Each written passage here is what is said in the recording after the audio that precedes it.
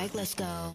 Hey, welcome back or welcome to my channel. With another round of eliminations done, we're now down to the top 28 with a partial glimpse into the third round. One thing that was kind of wild to me is that they were able to fit an elimination with less contestants into the same amount as the first elimination. Like, I get it, but also please don't. Not sure if I needed another 3 hours when it really could have been cut down, or if you were to do the full 3 hours, at least give it to other contestants to highlight a bit more. But yeah, the notable takeaways from this previous episode was more Wangju Hao appreciation, which absolute vibes. New appreciation for Ungi after what he went through only to not receive the benefit, and a lot of you generally like Zoom a bit more better and wanted them to win the M Countdown performance, which I can now see a bit more clear as to why. But yeah, personally, I still kind of like Law Team a bit better. Other than that, I'd appreciate it if you could subscribe to my channel. But without further ado, let's recap episode 8. Starts off with a small glimpse of the behind the scenes before the survival announcement, as well as those special entrances they do for each contestant. Side note, but am I reaching, or was that Fear's special entrance them low-key addressing the evil editing and potential beef that has been kind of made out between the two of Cha Eun-gi and Jang Shua-bo? But yeah, then Lee Min-hyuk comes out to announce the stats before we move on to a glimpse of the third round. This new round starts off right after the announced results for the second round, where this new Star Master, Key from SHINee, announces the start of the third mission called Artist Battle. The mission puts contestants into groups based on fan voting into newly made songs for the season. However, because it's an artist battle, the contestants will now have to be a bit more involved in the production, choreo, and even rap making. They then walk individually into the allocated rooms, which has been assigned a song, as we look into the practices beforehand. For On Guard, they look like a stacked team, but with a good 50-50 of people we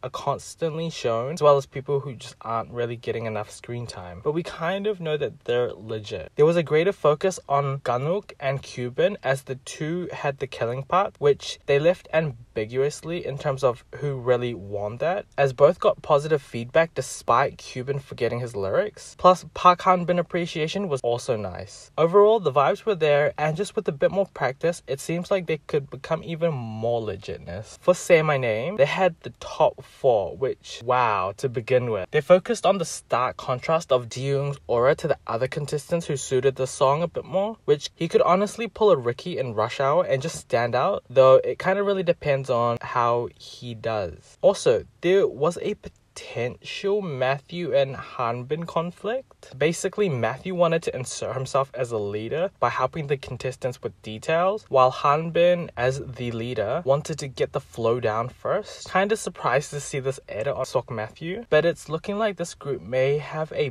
big focus in terms of creating a lot of drama. For Over Me, 5 of them won the on-site voting on the second round, and this team also has more of the popular global contestants, which I'm excited but also nervous in terms of, because they have a lot more global contestants, does that mean that they might just not win? During the part distribution, Ma Jingxiang, which that's his name, not what I was saying last recap. Well, yeah, he basically was trying to switch the arrangement by getting certain parts from 2 different allocated roles, but then Yoon Jong-woo shuts him down. Mnet really doesn't like him because they keep trying so hard to edit him in such a bad light, despite the elimination results that come out. For Switch, this team was hard to watch, and not because all their rankings were high, with no one being above rank 30, which the elimination in the episode was cutting down to 28 contestants. Donggun and Chong Chan in particular already had that mindset of not even gonna try because they were already kind of expecting to be eliminated, which I'm like, literally, why? Jong Chan,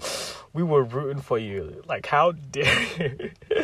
I feel like this might be harsh, but if they had lost that much hope, why not just leave the group early and just kind of stop hindering the team? Because imagine you make it, then what? Your edit was you basically giving up instead of fighting till the end, and just kind of maybe shows the type of personality you have. This contrasted the greater focus on Umuti, who had to step up and tell them to get it together, even though they're all in the same boat. And then we saw a montage of Umuti helping elevate the performance, which is an absolute feels bad once we do finish this episode and we see the results. Finally, we have Supercharger, which, not to BM this team, but it was giving leftover vibes. I don't know why, but on initial look of this team, none of them kind of made sense together in like a cohesive manner. But yeah, the major difference though is that they were actually trying, as we focused on Haruto leading the choreo training. Simple things like these, as viewers, just make me a bit more excited to see this performance, as opposed to Switch team, despite me liking Switch song a bit more better than Supercharger. In saying that,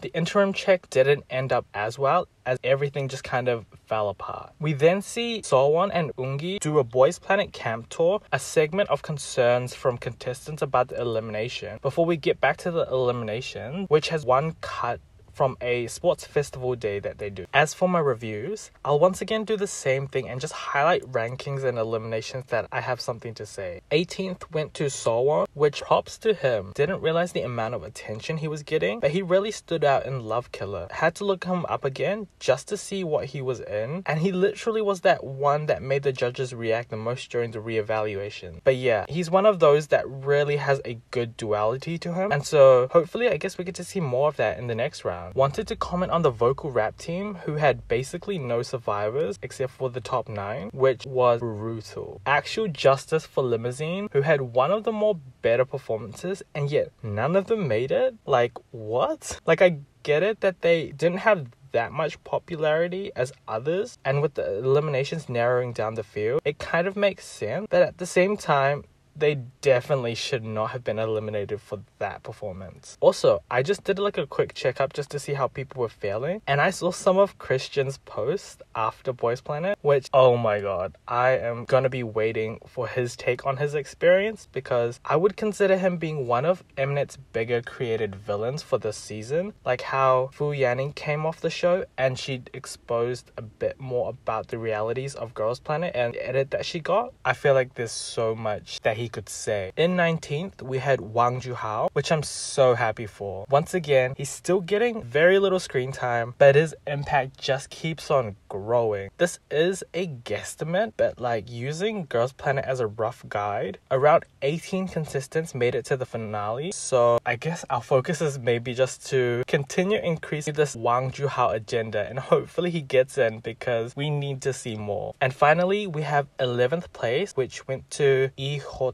His analysis on himself was pretty accurate. I think he's becoming a bit wary just because of his age and experience, which is so beyond Boys Planet, and so he's anticipating a gradual drop in ranking, despite how much that might hurt in terms of his pride as an experienced idol. Also, he got that initial hype from Pentagon and his experience, and so initially that's kind of maybe the reasoning as to why his votes was so high to begin with. But as votes are going down per viewers and the viewers are becoming more aware of other contestants, his appeal starts to not be as strong as his first episode, but that's kind of why I could see him not making the final lineup. As for the eliminations, big feels bad for Lee Yedam, who honestly was basically the Korean equivalent to Wang Juhao. Like a massive talent with little screen time, and since we were already kind of anticipating this heavy Korean bias, I don't know if people really batted an eye for him. Also, Limousine team, which I already spoke on, and Umuti. But yeah,